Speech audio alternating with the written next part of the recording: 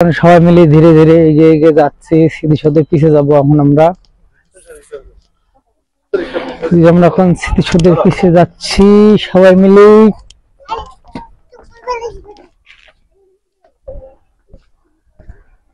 আমরা এখন স্মৃতিসৌধের পিছে যাব ধীরে ধীরে।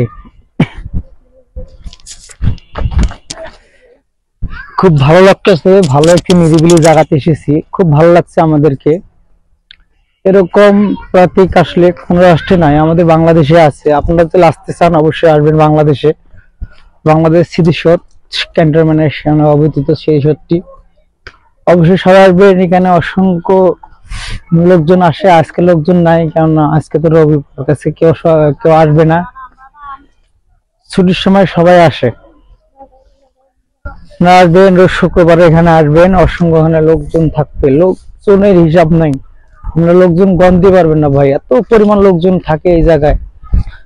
শুক্রবার আসতে হবে, যদি আপনি লোকজন দেখতে চান অবশ্যই শুক্রবার দিন আসতে হবে। এই যে আমরা ধীরে ধীরে গাছ বাগান দিয়ে যাচ্ছি, কন্টেন্ট তৈরি করতেছি আর যাচ্ছি ধীরে ধীরে।